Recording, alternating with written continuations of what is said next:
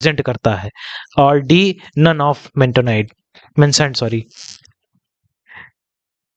तो निम्नलिखित में से कौन सा आंसर सही है? जल्दी से जल्दी सभी लोग आंसर करिए, और इसके लिए आपको समय मिलता है 15 सेकंड्स का। देखिए, आप सभी लोग इसका आंसर कमेंट करते रहा करें। सभी लोग इसका जो भी क्वेश्चन है इसका आंसर कमेंट करते रहा करें। पूरा आंसर लिखने की जरूरत नहीं है, ए बी सी इस तरीके से कमेंट कर सकते हैं।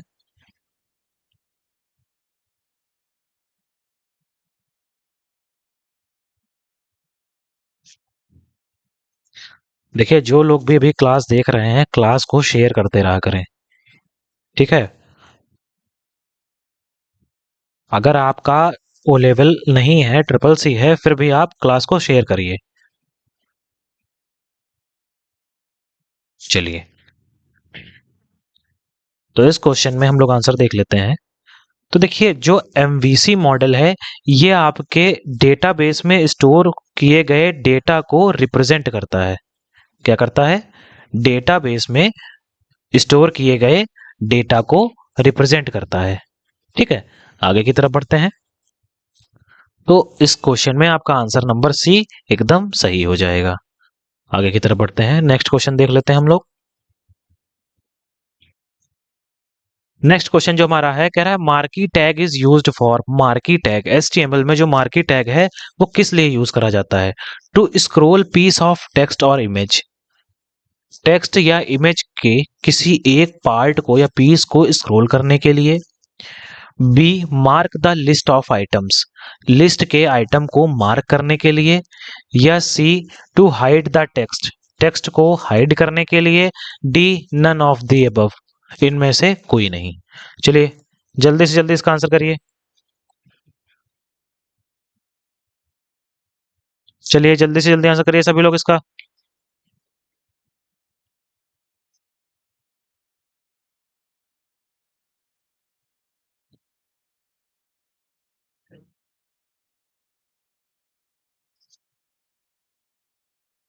सभी लोगों को आवाज आ रही है प्रॉपर?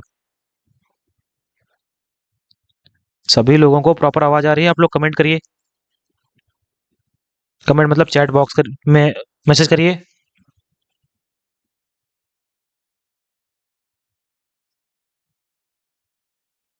शिवानी चौरसिया जी, आपको आवाज आ रही है?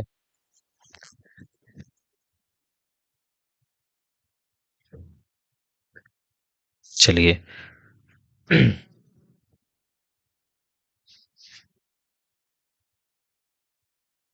ठीक है, तो इस क्वेश्चन का आंसर हम लोग देख लेते हैं। तो मार्की टैग का यूज हम लोग करते हैं किसी भी टेक्स्ट या इमेज को स्क्रॉल करने के लिए। किसी भी टेक्स्ट या इमेज को स्क्रॉल करने के लिए हम लोग किसका यूज करते हैं? मार्की टैग का। ठीक है शिवानी जी। ठीक है, हम लोग नेक्स्ट क्वेश्चन की तरफ बढ़ते हैं। जिस किसी को भी डाउट हो, ना समझ में आ रहा हो, तो पूछ लीजिएगा। आगे की तरफ बढ़ते हैं। फिफ्थ नंबर क्वेश्चन कह रहा है how to read and render an HTML page, HTML page को कैसे पढ़ें और रेंडर करें। ठीक है, रेंडर का मतलब होता है कि उसे ब्राउजर पर कैसे रन कराएं। जैसे आपकी एक वेबसाइट प्रॉपर रन करती है, तो कैसे कराया जा सकता है? क्या A, through web server, web server के थ्रू से रेंडर, रीड और रेंडर कराया जा सकता है। या B, through web network, web network के थ्रू से रीड या रेंडर कराया जा सकता है। ठीक है, सी, थ्रू वेब ब्राउजर, या वेब ब्राउजर के थ्रू हम लोग इसे रीड एंड रेंडर कर सकते हैं। या D, through web matrix, web matrix के थ्रू हम लोग इसे रीड कर सकते हैं। तो निम्नलिखित में से कौन सा ऑप्शन सही है? तो चलिए सभी लोग आंसर करिए। क्या बात भाई, आप लोग कमेंट नहीं कर रहे हैं? आंसर करिए सभी लोग। अविनाश दुबे जी, शिवानी चौरसिया जी, और बाकी भी जो 5 लोग देख रहे हैं वो जल्दी से जल्दी कब करें। कमेंट करिए आप लोग इस क्वेश्चन का आंसर।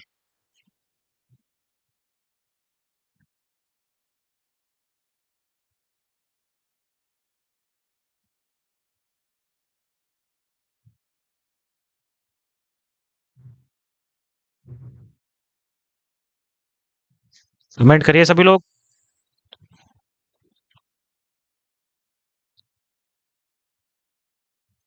चलिए, तो इस क्वेश्चन का आंसर जो आपका है, आप जब भी कभी HTML पर अपना एक वेब पेज बनाते हैं, जब भी कभी आप HTML पर अपना एक वेब पेज बनाते हैं, तो उसे रन कराने के लिए आपको वेब ब्राउज़र की ज़रूरत होती है। ठीक है, तो 5th नंबर के क्वेश्चन में आपका आंसर नंबर सी एकदम सही हो जाएगा। आगे की तरफ बढ़ते हैं, नेक्स्ट क्वेश्चन देखते हैं। कह रहा है HTML tags are enclosed in, HTML tags में बंद होते हैं, एक किस तरीके से बंद होते हैं, ए क्या इस तरीके से, बी जैसे लिखा हुआ है, या सी या डी। तो HTML में टैग किस तरीके से बंद होते हैं, चलिए आंसर दीजिए। 15 सेकंड्स दे रहा हूं, चलिए आंसर दीजिए आप सभी लोग।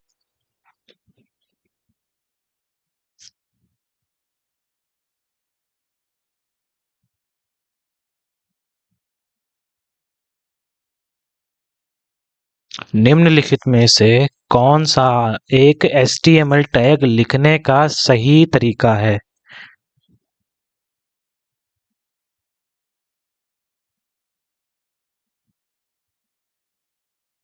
आपका टाइम खत्म हो रहा है, जल्दी जल्दी आंसर करिए।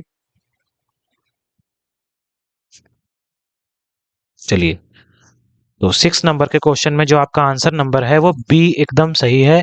HTML को इस ग्रेटर देन और लेस देन के बीच में लिखा जाता है, इसे हम लोग राउंड ब्रेसेस भी बोलते हैं। ठीक है, HTML में इसे हम लोग राउंड ब्रेसेस बोलते हैं। चलिए आगे की तरफ बढ़ते हैं, नेक्स्ट क्वेश्चन देख लेते हैं। कह रहा है file transfer from any web page to computer system is referred to as, किसी भी वेब पेज से कंप्यूटर सिस्टम में फाइल ट्रांसफर, जो फाइल ट्रांसफर करते हैं हम लोग उसे क्या कहते हैं? क्या उसे अपलोडिंग कहते हैं, या बी फॉरवर्डिंग, सी डाउनलोडिंग, या डी ट्रांसफरिंग? तो निम्नलिखित में से क्या कहते हैं? जब भी आप किसी वेब पेज से कोई भी फाइल अपने कंप्यूटर में स्टोर कर रहे होते हैं या ट्रांसफर कर रहे होते हैं अपने कंप्यूटर में किसी वेबसाइट से, तो उस प्रोसेस को क्या बोलेंगे? अपलोडिंग बोलेंगे, फॉरवर्डिंग बोलेंगे, या सी डाउनलोडिंग बोलेंगे?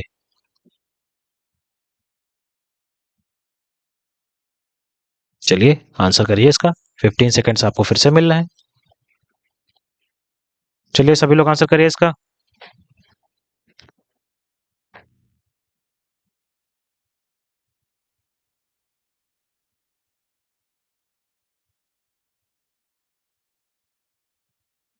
अगर आप लोगों को किसी भी क्वेश्चन में कोई डाउट रह जा रहा है तो आप लोग मैसेज कर सकते हैं, मतलब कमेंट कर सकते हैं।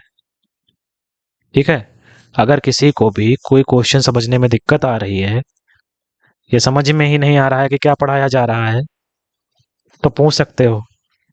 अब जैसे अविनाश दुबे जी आए थे, कह रहे सर मैं ट्रिपल सी का हूँ, तो ट्रिपल सी के हैं फिर भी रहिए क्लास में, फायदा ही होगा। HTML के कई सारे क्वेश्चंस आते हैं ट्रिपल सी में। खैर चलिए, तो इस क्वेश्चन में जो आपका आंसर है वो सी एकदम सही हो जाएगा। ठीक है, जब भी आप किसी वेबसाइट से कि डेटा को अपने सिस्टम में मतलब कंप्यूटर में स्टोर करते हैं या ट्रांसफर करते हैं तो उसे डाउनलोडिंग बोलते हैं, उस प्रोसेस को डाउनलोडिंग बोलते हैं। ठीक है, आगे की तरफ बढ़ते हैं और नेक्स्ट क्वेश्चन देख लेते हैं।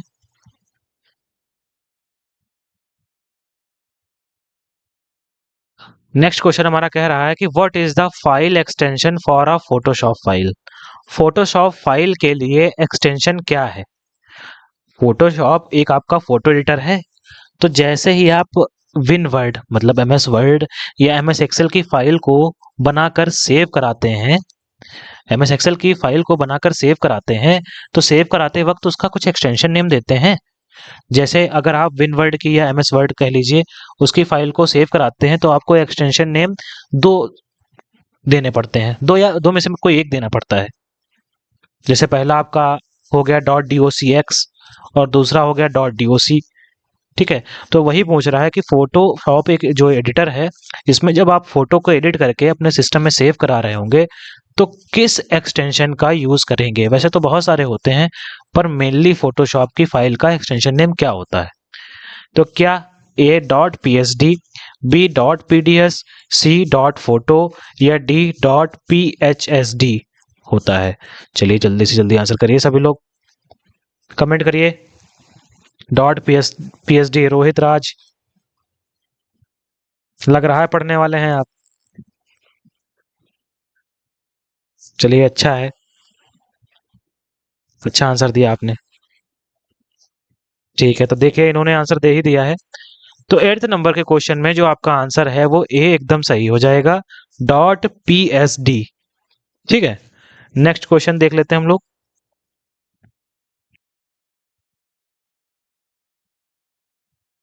कह रहा है for what purpose is the CSS padding property use? CSS में जो पैडिंग प्रॉपर्टी होती है उसका यूज हम लोग किस लिए करते हैं?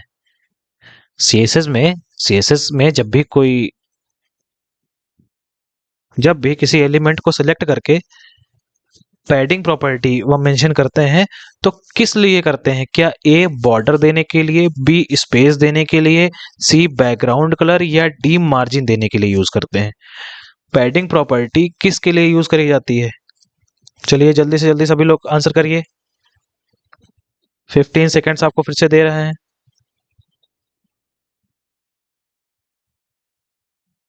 चलिए जल्दी से जल्दी आंसर करिए सभी लोग।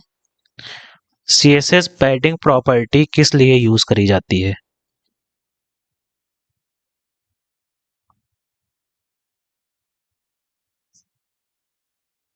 क्या स्पेस के लिए, बॉर्डर के लिए, बैकग्राउंड कलर के लिए या मार्जिन के लिए?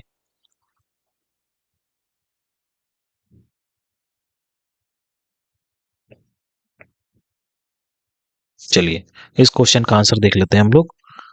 तो देखिए पैडिंग प्रॉपर्टी का प्रयोग हम लोग कंटेंट के किसी एक तरफ या चारों तरफ स्पेस को देने के लिए करते हैं। मार्जिन तो अलग हो गया, ठीक। चलिए तो इस क्वेश्चन में जो आपका आंसर है वो बी एकदम सही है। आगे की तरफ बढ़ते हैं। नेक्स्ट क्वेश्चन हम लोगों का कह रहा है a colour systems range for colour of colours that it can display और प्रिंट इट। अब एक कलर की रेंज, ठीक है, जो ये दिखाती है या प्रिंट कर सकती है कि वह है, क्या है? फिलअप है ये, भरिए इसमें क्या हो सकता है? ए डेथरिंग है वो, या बी गैमेट है वो, सी कलर मॉडल है या D none of the above? निम्नलिखित में से क्या होगा? जल्दी से आंसर करिए, आपको 15 सेकेंड्स फिर से दे दिए गए।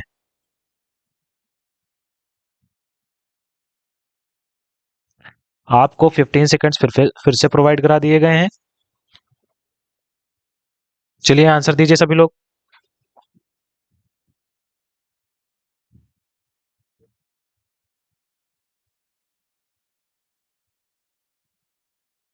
आंसर दीजिए सभी लोग।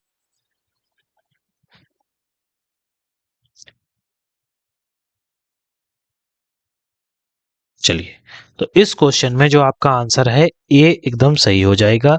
इस कलर रेंज जो डिस्प्ले होता है या जिसे प्रिंट करना होता है, ठीक है, उसे हम लोग डेथरिंग बोलते हैं।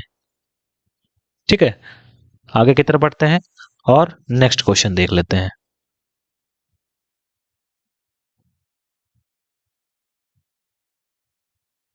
Which of the following is not possible to animate using CSS? निम्नलिखित में से कौन सीएसएस का उपयोग करके एनिमेट नहीं किया जा सकता? ए पैडिंग, बी वर्ड स्पेसिंग, सी टेक्स्ट ट्रांसफॉर्म या डी विथ? देखिए थोड़ा सा मिसप्रिंट हो गया है यहाँ पे, ये डी और सी सी दो दो बार लिख गया है। ठीक है, तो इसको इग्नोर कर दीजिएगा। चलिए आप बताइए इस क्वेश्चन का आंसर क्या हो सकता है? आपको 15 सेकेंड्स का फिर से टाइम मिला। बताइए रोहित राज जी, अब क्या हो सकता है? ये फोटोशॉप का ही आंसर क्वेश्चन है, ये फोटोशॉप का ही क्वेश्चन है। चलिए बताइए।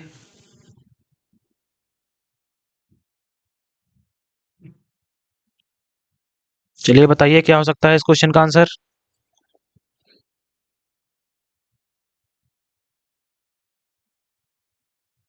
देखिए 15 सेकंड्स तो आपके हो चुके हैं। जो लोग भी ओ लेवल की तैयारी कर रहे हैं जनवरी 2024 के लिए, वो लोग हमारे एप्लीकेशन पर जो बैचेस लॉन्च हो चुकी हैं उनको जाके परचेज कर सकते हैं। अब उनको परचेज करने से फ़ायदा ये होगा कि आपको थ्योरी के साथ साथ में प्रैक्टिकल भी कराया जाएगा। ठीक है, थ्योरी के साथ साथ में आपके प्रैक्टिकल क्लासेस भी रहेंगी। अब देखिए ओ लेवल को के एग्ज़ाम में जो नाइलेट ऑर्गेनाइजेशन है ओ लेवल का एग्ज़ाम कराती है, उसने अब थोड़ा दिन पर दिन ओ लेवल को थोड़ा टफ कर दिया है। टफ क्या कर दिया कि पहले सिर्फ और सिर्फ थ्योरी वाला क्वेश्चन पेपर होता था, अब थ्योरी प्लस प्रैक्टिकल लेके आई।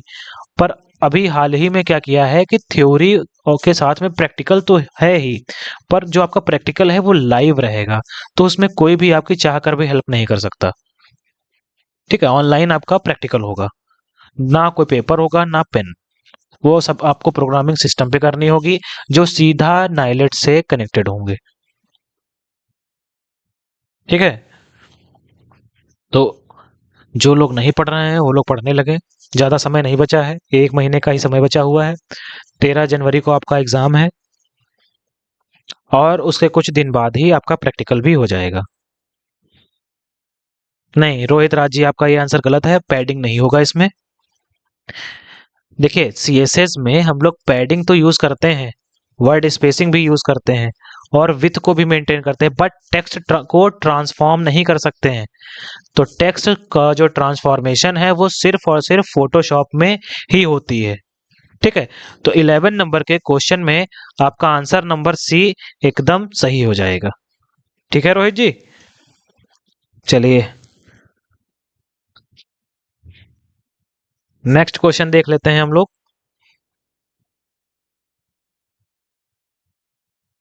लीजिए रोहित जी, आपके लिए फिर से आ गया फोटोशॉप का क्वेश्चन। कह रहा है which tool is use to write your name on an image. Image पर अपना नाम लिखने के लिए किस टूल का उपयोग किया जाता है। अगर कोई इमेज है जो आप जिसकी आप एडिटिंग कर रहे हैं, ठीक है, कोई भी एक ऐसा टूल जिसकी आप एडिटिंग फोटो जिसकी आप एडिटिंग कर रहे हैं, उस फोटो पर आपको अपना नाम लिखना है, तो उसके लिए फोटोशॉप एडिटर में कौन सा टूल प्रोवाइड करा गया होता है। उसमें कौन सा टूल प्रोवाइड करा गया होता है, क्या A transform tool, B draw tool, या सी टेक्स्ट टूल, और डी स्केच टूल। निम्नलिखित में से कौन सा आंसर होगा। आपको 15 सेकंड्स दिए जा रहे हैं, जल्दी से जल्दी आप सभी लोग इस क्वेश्चन का आंसर दीजिए। आपके 15 सेकंड्स स्टार्ट हो चुके हैं।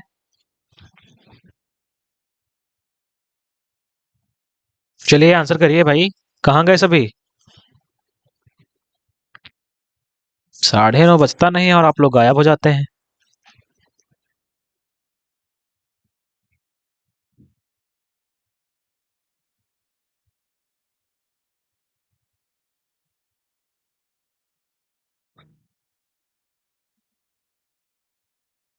अच्छा अच्छा,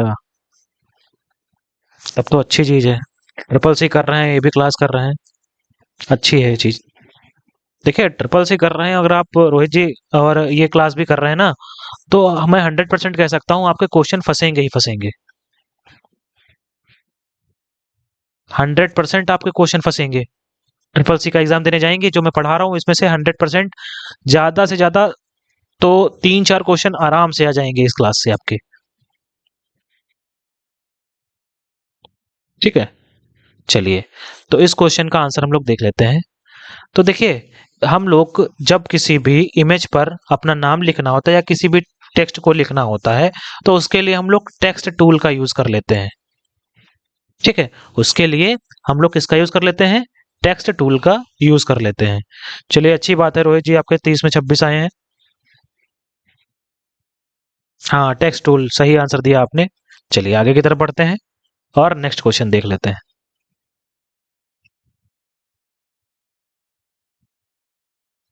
कह रहा which of the following is correct. निम्नलिखित में से कौन सा सही है। A style sheet allow content to be optimise for more than one type of device. Style sheet क्या करती है, वो एक साथ में कई सारे डिवाइसेस को ऑप्टिमाइज कर लेती है। B, CSS can store web application locally with the help of an offline cache. CSS क्या करती है कि किसी भी वेब एप्लीकेशन को लोकली स्टोर कर लेती है, कहाँ पे, ऑफलाइन कैशे में। या C, using CSS we can view offline website. CSS का यूज करके हम लोग ऑफलाइन वेबसाइट्स को भी देख सकते हैं। The cache also ensure faster loading and better overall performance to the website. अब कैसे जो CSS की कैसे है वो ये इंश्योर करती है कि जो आपकी वेबसाइट है उसकी जो लोडिंग है वो फास्ट रहे और परफॉर्मेंस भी बेटर रहे। या D, all of the above. ठीक है, तो निम्नलिखित में से कौन सा आंसर सही होगा? चलिए जल्दी से जल्दी सभी लोग इस क्वेश्चन का आंसर करिए। चलिए जल्दी से जल्दी सभी लोग इस क्वेश्चन का आंसर करिए।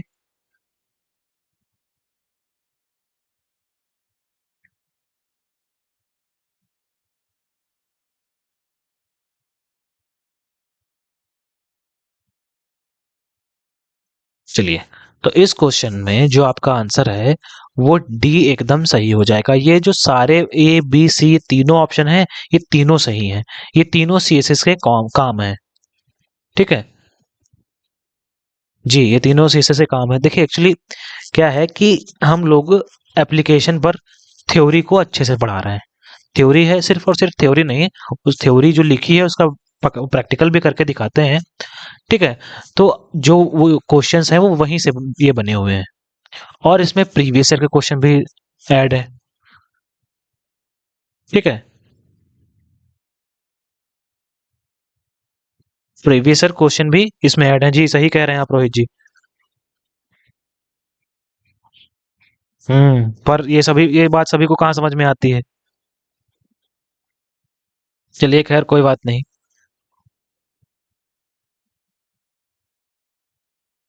चलिए, तो इस क्वेश्चन में आपने आंसर देख लिया। 13 नंबर के क्वेश्चन में आपका आंसर नंबर डी एकदम सही है। आगे की तरफ बढ़ते हैं।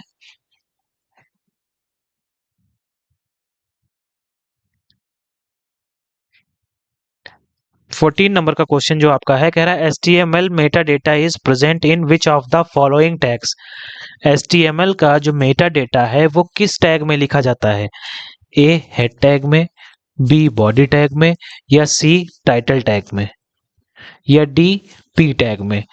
HTML का मेटा डेटा किस टैग में लिखा जाता है? चलिए जल्दी से जल्दी इसका आंसर करिए। 15 सेकेंड्स आपको प्रोवाइड करे गए। ठीक है, चलिए आंसर करिए। जी रोहित जी आपने आंसर सही दिया था, ऑल अबव। तो निम्नलिखित में से कौन सा ऑप्शन सही हो सकता है? आप 15 सेकेंड्स आपको दिए गए हैं, सोच के जल्दी से इसका आंसर करिए।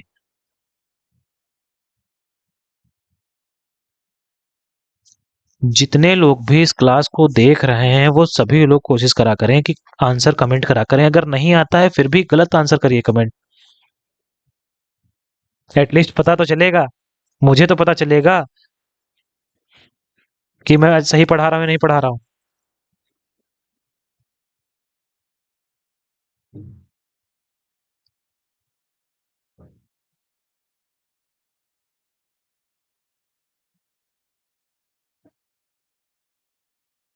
चलिए इस क्वेश्चन का आंसर देख लेते हैं हम लोग। तो ये 14 नंबर का जो क्वेश्चन है इसका आंसर ए हो जाएगा। क्या हो जाएगा? ए। ठीक है, HTML में मेटा डेटा को लिखने के लिए हम लोग हेड टैग का यूज करते हैं। अब मेटा डेटा को क्या होगा? तो देखिए जब भी जो भी लोग ओ लेवल या M2 और 5.1 पढ़ रहे हैं उनको पता होगा कि HTML लिखने के लिए बेसिक सिंटेक्स जो होता है पहले उसका डॉक टाइप डिक्लेयर करना होता है। डॉक टाइप डिक्लेयर करने के बाद में आपको HTML टैग देना होता है। ठीक है, HTML का टैग देने के बाद में आपको हेड टैग देना होता है। हेड टैग के अंदर हम लोग मेटा डेटा लिखते हैं। मेटा डेटा आपका जैसे हो गया टाइटल नेम। ठीक है, तो मेनली टाइटल नेम को ही मेटा डेटा कंसीडर कर लिया जाता है। चलिए नेक्स्ट क्वेश्चन की तरफ बढ़ते हैं हम लोग।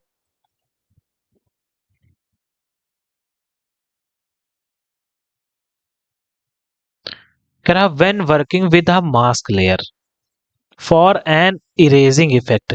जब आप एक मास्क लेयर के साथ में काम कर रहे हो और उस एक इरेजिंग इफेक्ट लगाना हो। What tool is used to take away and add to the picture? तो आप किस टूल को उसे जोड़ने और हटाने के लिए यूज करेंगे? A selection tool, B paint tool, B paint brush, या सी पेंट बकेट, या डी लैसो टूल। ठीक है, चलिए सभी लोग आंसर करिए जल्दी से जल्दी, सभी लोग आंसर करिए। किस टूल का यूज करेंगे आप लोग?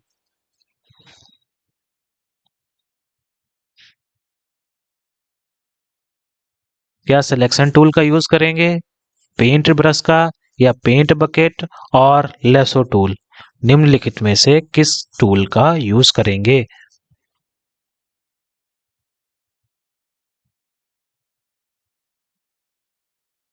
नहीं नहीं रोहित जी,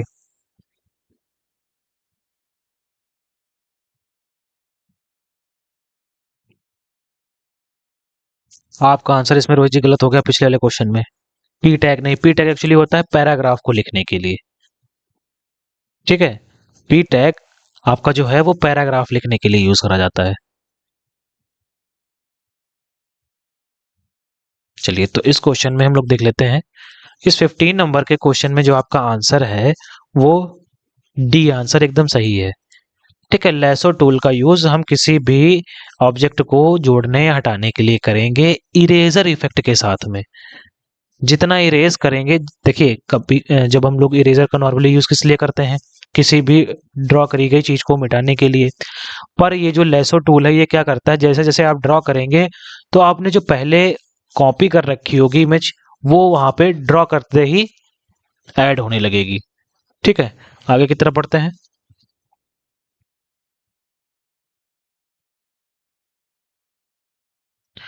देखिए क्वेश्चन यहाँ पे थोड़ा मिसप्रिंट हो गया है। What is the output of the following JavaScript code? चलिए कोई नहीं, यहाँ पे थोड़ा सही कर लेते हैं हम लोग। ठीक है, थोड़ा सही मिसप्रिंट हो गया है।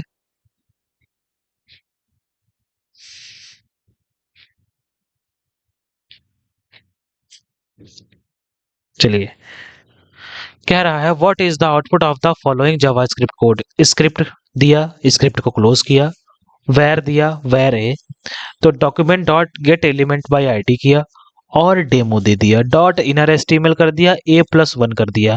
तो जो ये वेरिएबल ए दिया था इसमें प्लस वन करेंगे तो यहाँ पे क्या वैल्यू आएगी?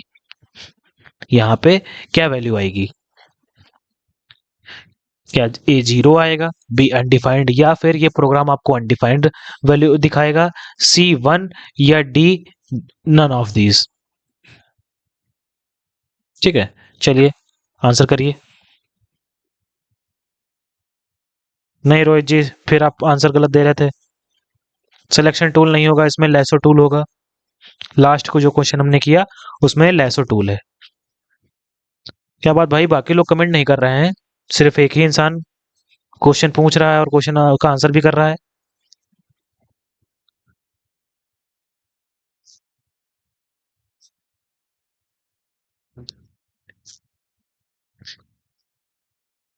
आंसर करिए सभी लोग जल्दी से जल्दी।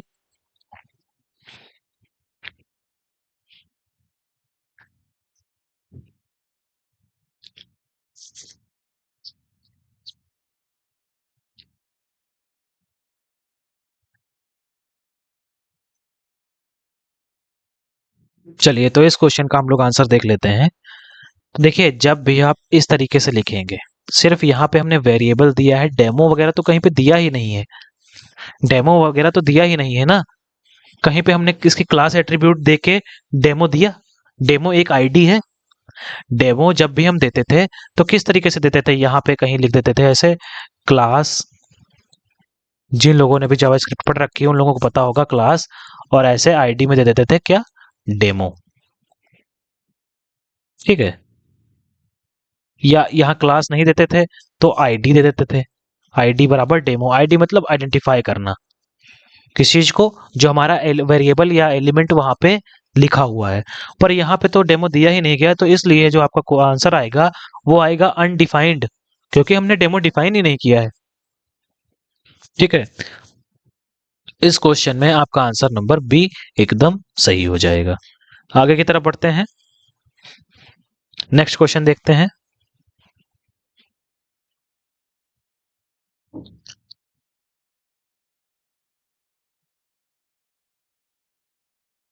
थोड़ा सा मिसप्रिंट हो गया है ये भी मुझे लग रहा है।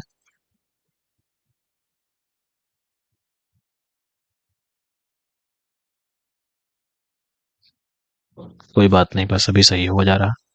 हाँ बताइए इस क्वेश्चन का आंसर। तो देखिए कह रहा है which of the following is not considered as an error. किसे एक एरर की तरह कंसीडर नहीं किया जाएगा? ए डिवीजन बाय जीरो को, बी मिसिंग ऑफ ब्रैकेट्स को, या सी सिंटैक्स एरर को, या डी मिसिंग ऑफ सेमीकोलंस को। निम्नलिखित में से किसे एक एरर कंसीडर नहीं करा जाएगा? अगर ये नहीं देते हैं तो हमारा जो प्रोग्राम है या जो हमने कोडिंग कर रखी है वो एक एरर नहीं जनरेट करेगा।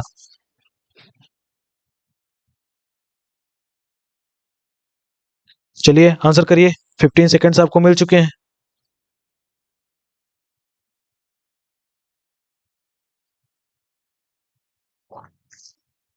क्या बात भाई, कहाँ गए सभी? अच्छा अच्छा, कोई बात नहीं कोई बात नहीं। अरे कीबोर्ड गड़बड़ है तो कोई बात नहीं। ये पूरा लिखा ना करें, सिर्फ और सिर्फ ऑप्शन कर दिया, ऑप्शन दे दिया करें, ऐसे ए बी सी। ठीक है, इस तरीके से रोहित जी आप ही से कह रहा हूँ, सिर्फ इस तरीके से आंसर करा करें, ए बी सी।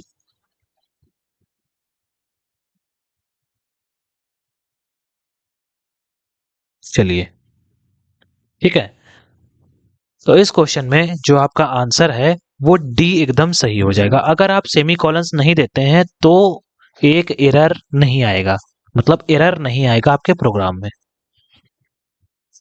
जब भी आप जब भी आप कोई प्रोग्राम लिखते हैं उसमें अगर डिवीजन बाय जीरो कर देंगे तो आपका प्रोग्राम एरर देने लगेगा, या कोई ब्रैकेट लगाना भूल जाएंगे तब भी आपका प्रोग्राम एरर देगा, या एक्स्ट्रा स्पेस दे देते हैं तब भी आपका एरर देगा। एक्स्ट्रा स्पेस यानी सिंटैक्स एरर हो गई वो। ठीक है, पर अगर आप किसी भी सेमीकोलन को मिस करते हैं तो आपका प्रोग्राम एरर जनरेट नहीं करेगा। ठीक है, आगे की तरफ बढ़ते हैं, नेक्स्ट क्वेश्चन देख लेते हैं। अब क्वेश्चन जल्दी जल्दी करेंगे हम लोग थोड़ा। कह रहा है control plus up arrow plus P, control plus up arrow plus P is the shortcut key to open fill up in Sublime Text editor. Sublime Text editor में control plus up arrow plus P जो short key है वो किस लिए use करी जाती है? ए web browser के लिए, बी कमांड प्रॉम्प्ट के लिए, या C quick open files by name. ठीक है, फाइल्स को उसके नेम के द्वारा खोलने के लिए, या डी टॉगल साइड बार को, या टॉगल साइड बार को टॉगल करने के लिए। तो निम्नलिखित में से कौन सा आंसर सही होगा? चलिए जल्दी से जल्दी आंसर करिए सभी लोग, चलिए सभी लोग जल्दी से जल्दी आंसर करिए।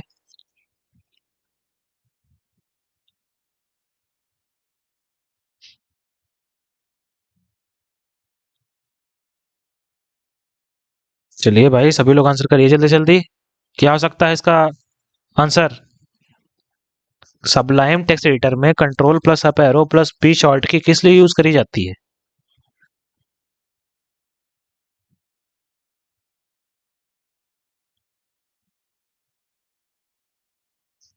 आपको 15 सेकंड मैंने दिया है, आप सोच के इसका आंसर करिए सभी लोग।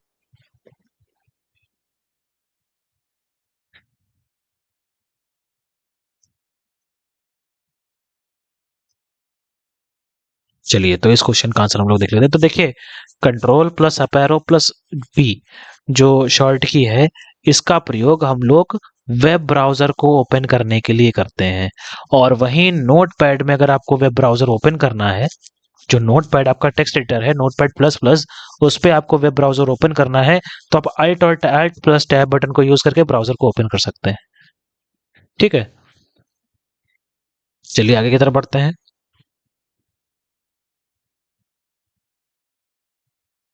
कह रहा है which of the following statement is are correct. जो नीचे स्टेटमेंट दिए गए हैं वो कौन से निम्न में से कौन सा सही है। An IP address consists of 4 bytes or 32 bits. Each of the following can be number of from 10 to 25. जो आईपी एड्रेस है वो 4 बाइट यानी 32 बिट कंटेन करता है। और जो नंबर कहाँ से कहाँ तक स्टार्ट होता है, 10 से लेके 255 तक स्टार्ट होता है। बी फॉर ब्राउजिंग और सेंडिंग एन ईमेल। ब्राउजिंग और ईमेल को भेजने के लिए an IP address assign to the computer is required. Computer पर एक आईपी एड्रेस को रिक्वायर करना जरूरी होता है। या C IP address is always unique for each computer. जो आईपी एड्रेस है वो सभी कंप्यूटर्स के लिए अलग होता है। तो क्या हो सकता है, या डी ऑल आर करेक्ट। ठीक, या डी ऑल आर करेक्ट। चलिए आंसर करिए सभी लोग, सभी लोग आंसर करिए।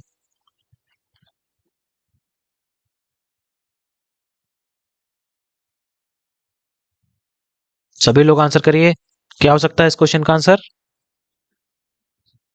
ठीक है, तो इस क्वेश्चन में जो आपका आंसर हो जाएगा वो डी हो जाएगा। ऑल आर करेक्ट, ये सभी करेक्ट हैं। आगे की तरफ बढ़ते हैं, नेक्स्ट क्वेश्चन देख लेते हैं।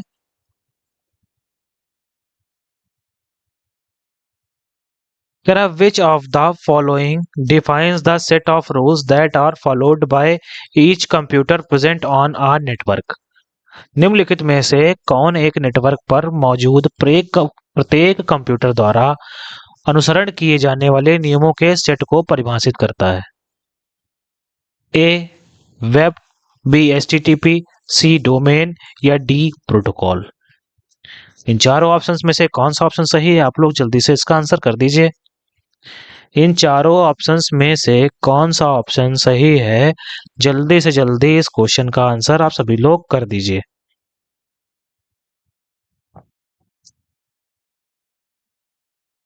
कह रहा है कंप्यूटर जो आपका है वो किसी भी अगर नेटवर्क से कनेक्ट होता है तो किन रूल्स को फॉलो करता है, या उन रूल्स को क्या कहते हैं। उन रूल्स को क्या कहते हैं। इस क्वेश्चन में जो आपका सही आंसर है वो हो जाएगा डी। उन रूल्स को हम प्रोटोकॉल्स बोलते हैं। ठीक है, आगे की तरफ बढ़ते हैं। Which of the following file types does not have the ability to be animated? निम्नलिखित में से किस फाइल प्रकार में एनिमेटेड होने की क्षमता नहीं है। मतलब कि इमेज का ऐसा कौन सा एक्सटेंशन है जिसकी सहायता से हम एनिमेट नहीं कर सकते हैं किसी भी इमेज को। क्या ए पीएनजी है, बी पीएसडी है, सी जीआईएफ है या D none of the above. इनमें से कोई नहीं है। ठीक है, चलिए जल्दी जल्दी बताइए, जल्दी से जल्दी बताइए क्या आंसर हो सकता है।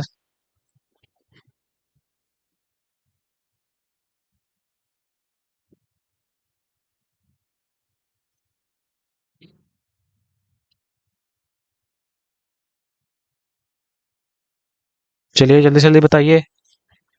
नन ऑफ द अबव नहीं रोहित जी। इस क्वेश्चन में देखिए, जब भी आप आपने जीआईएफ तो यूज करा ही होगा व्हाट्सएप के थ्रू सेंड करने के लिए। तो देखिए उसमें फोटो एनिमेट हो रही होती है, उसमें मूवमेंट होता है, उसका एक्सटेंशन नेम डॉट जीआईएफ होता है। पर अगर आप डॉट पीएसडी लगा देते हैं तब भी इमेज को एनिमेट करा सकते हैं। फोटोशॉप से एडिट करके डॉट पीएसडी एक्सटेंशन के साथ में आप फाइल को एनिमेट करा सकते हैं।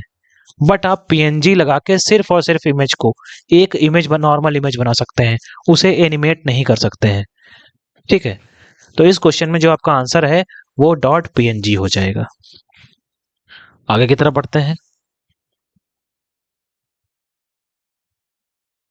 कह रहा what is the first name of internet. Internet जब बना उस वक्त उसका नाम क्या था। इंटरनेट जब बना तो उस वक्त उसका क्या नाम था। ए CERN, बी ईथरनेट, सी एक्स्ट्रानेट या डी आरपानेट।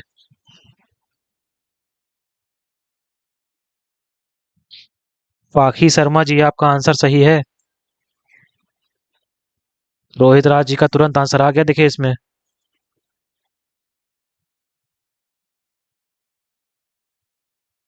नहीं नहीं, जितेंद्र। जितेंद्र जी, आपका आंसर गलत है। पाखी शर्मा जी, आपका आंसर फिर से सही है। जी। तो 22 नंबर का जो क्वेश्चन है, इसका आंसर डी हो जाएगा, आरपानेट। ठीक है। नेक्स्ट क्वेश्चन की तरफ हम लोग बढ़ते हैं।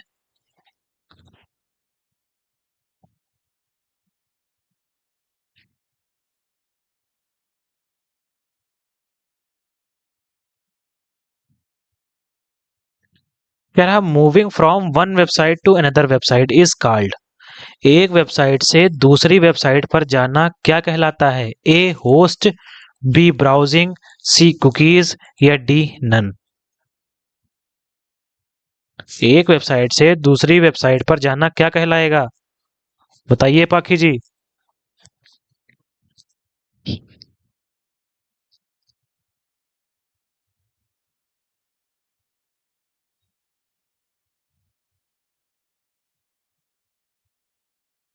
जितेंद्र जी बी, पाखी शर्मा जी सी। पाखी जी, आपका ये आंसर गलत हो गया।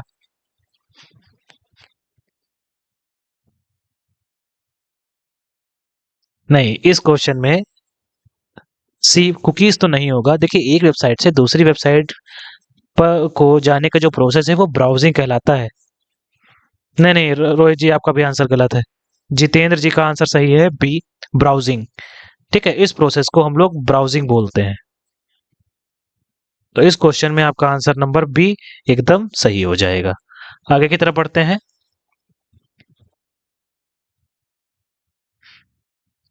कह रहा है the front end development also referred to as. Front end development को कहा जाता है, A server side development, B client side development, C server, या डी नन। चलिए, आंसर करिए।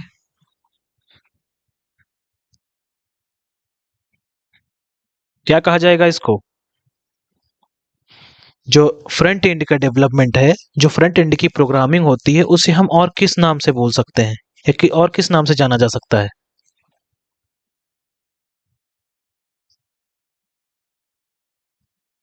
जितेंद्र कुशवाहा जी ए।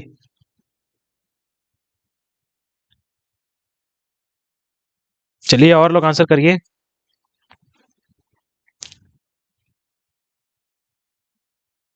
24 का सी। पाखी जी, कहाँ गए रोहित भैया? आप भी आंसर कर दीजिए।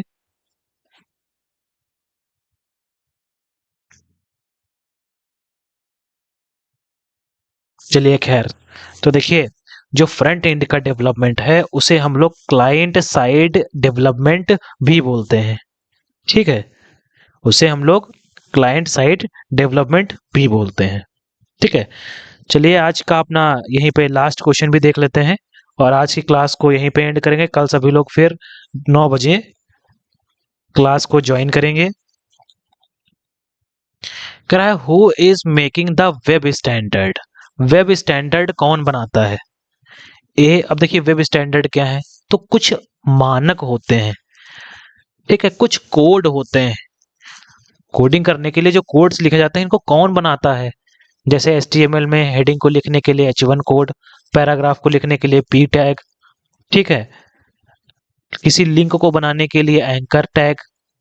एंकर टैग जो कि ऐसे लिखा जाता है, कुछ ऐसे राउंड ब्रेसेस के अंदर, और ऐसे बंद करा जाएगा।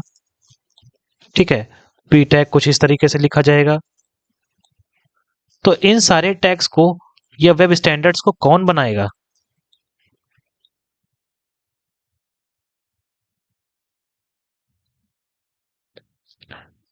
चलिए, आंसर करिए।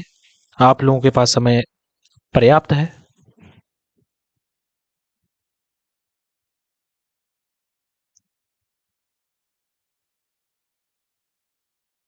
जी, रोहित जी ने इस बार आंसर सही दिया था। अब इसमें भी सही लोग दे दीजिए आंसर, सभी लोग।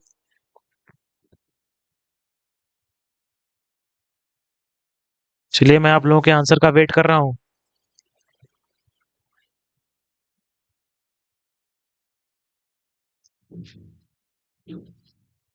फाखी शर्मा जी ने आंसर किया है C, the World Wide Web consortium.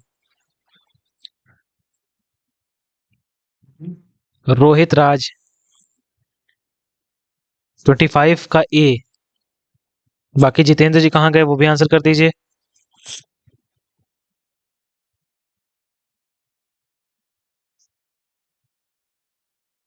चलिए खैर इस क्वेश्चन का आंसर देखते हैं। तो देखिए, किसी भी वेब स्टैंडर्ड को बनाने के लिए एक ऑर्गेनाइजेशन है जिसका नाम है वर्ल्ड वाइड वेब कंसोर्टियम। तो इस क्वेश्चन में आपका आंसर नंबर सी सही हो जाएगा। इसे हम लोग W3C के नाम से भी जानते हैं, W3C के नाम से भी जानते हैं। ठीक है, आज की क्लास को हम लोग यहीं पे समाप्त करेंगे, मिलेंगे कल आपसे। ठीक है, इसी टाइम पे, मतलब रात के 9 बजे।